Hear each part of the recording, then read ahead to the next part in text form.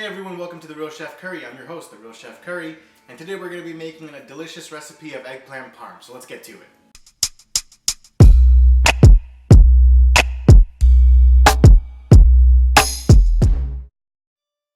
So, everyone loves eggplant parm or some variation of it. Personally, for me, I did not like eggplant parm for the longest time, just because I don't like eggplant.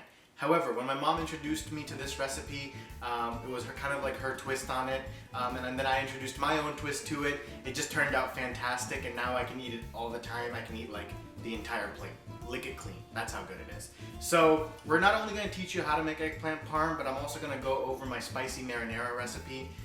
If you have time during the week, you can always make the sauce from scratch. Personally, I think it tastes amazing that way.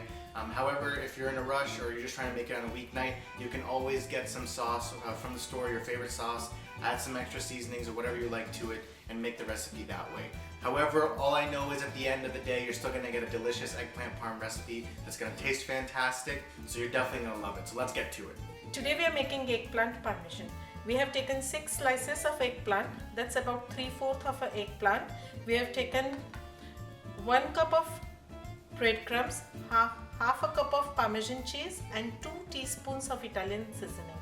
This is a mixture of olive oil and water to dip our eggplant. What I'm going to do is I'm going to dip the eggplant in here, and then I'm going to dip it in the bread mixture. The reason I use the oil and water is so that the breadcrumbs would stick to the eggplant.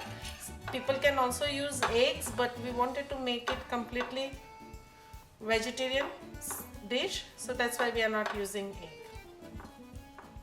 And then I'm going to line up the eggplant in the baking bowl. The bowl is coated with oil at the bottom, so this is how it will look. And now we are going to bake it for 20 minutes at 375 in an oven. So instead of making a traditional marinara, what we're actually going to do is we're going to make a twist.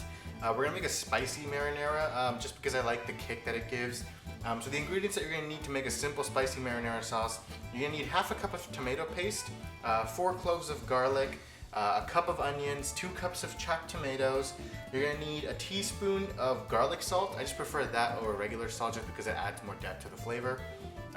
2 pinches of cayenne pepper, a teaspoon of Italian seasoning, and a teaspoon of red chili flakes. Like I said, this is going to be spicy marinara just because it gives a little bit of oomph, and it's going to taste delicious. So let's head over to the kitchen and get started. Okay, so while we're waiting for our eggplant to be baked, we're going to make the marinara sauce real quick. So I'm just going to turn on the heat to about medium low. And what I'm going to do is I'm going to put in about 4 tablespoons of olive oil. And we want to just let this sit in the pan for a good 30 seconds. We want it to let it get a little bit hot before we add any of our ingredients into the pan. Okay, so what I did with the garlic was I minced it up, and now I'm just going to add that into our hot olive oil. So this sizzling that you hear when I first added in the garlic is essentially telling you that the oil was hot enough and it's good to go.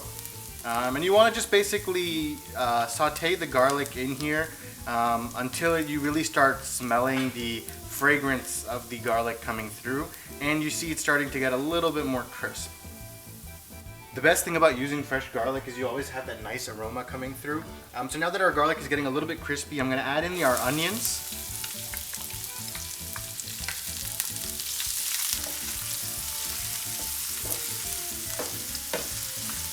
And I'm also going to add in all of our dry seasoning that we had earlier.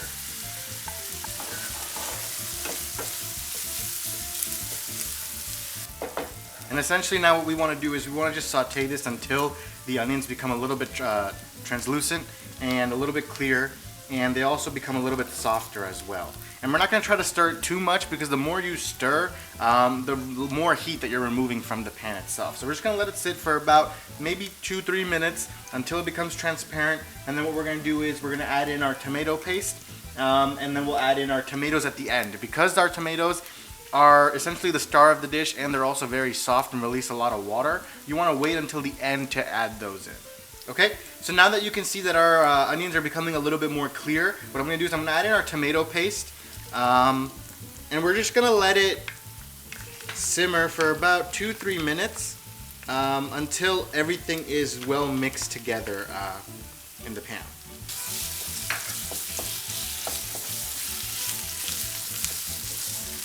So again, you're gonna let this sit for about 2-3 minutes or until all the aroma starts coming out of it. And then finally, the last step that we're gonna do is we're gonna add in our chopped tomatoes. And our sauce is pretty much good to go. Once we add the chopped tomatoes in, they're gonna release water, and they're also gonna start making the mixture a little bit more fluid. So we're just gonna simmer that for a good 5 to 10 minutes.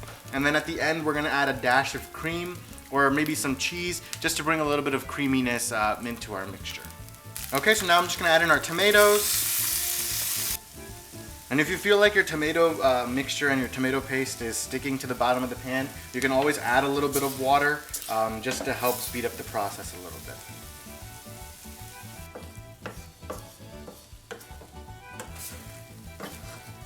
So at this point, you probably want to taste your mixture a little bit just to see if it needs any more seasoning. You can always add a little bit more salt like I'm doing right now to taste. So I'm just adding a little bit of a teaspoon of extra salt just to add a little bit more of that taste. So I reduced the heat to low, and we're going to just let it sit for about 5 to 10 minutes, letting it simmer on low heat. The main thing you want to do is you want to always make sure that you're tasting in between so that you know if you need to add anything extra or not. And the final touch that I like to do, I just like to add 2 teaspoons of heavy cream just to cut the tanginess of the tomatoes a little bit, and also to cut down on the spice a little bit. Okay, so there you have it. Our sauce is ready. So this was a recipe for a quick marinara sauce, like a spicy marinara sauce that you can make on any given night. However, if you are really short on time, you can always just pick up your favorite marinara sauce from the store, and you can always add a little bit of your own seasoning or your own mix to it. The thing about this dish, or the thing about any type of pasta dish that you're making, you can always tailor it to your liking very easily by just adding a few extra seasonings here and there, adding some cheese, whatever you like, you can always modify it to your preference. This is how our baked eggplant would look. We actually baked it for almost 45 minutes because we wanted it to be crispy. Now we are going to transfer this into a plate. We are going to use the same baking tray, and we are going to first of all spread the marinara sauce which we had made in the bottom. Put our eggplants back in it. Now we are going to top it with a slice of mozzarella. Each eggplant will be topped with a slice of mozzarella, and we are going to top the whole thing back with the remaining sauce. We are going to bake it again in the oven for at least 20-25 minutes at 375, or till the cheese melts completely. While you are baking, just make sure that you keep checking on it after every 10-11 minutes or so. So guys, our eggplant parm is ready. We're actually going to serve it on a bed of angel hair pasta. So I'm just going to cut into it right now. It smells really, really good. Oh man, look at that cheese pull. Look at that amazing cheese pull. And it's going to go right on top of our pasta. Trying to get a little bit of sauce on there. There we go. Man, this smells so good right now. It smells amazing. Oh man, and look at that. It is good to go. I am ready to eat it right now, but it's a little hot, so don't want to burn my face off. But trust me, it's fantastic.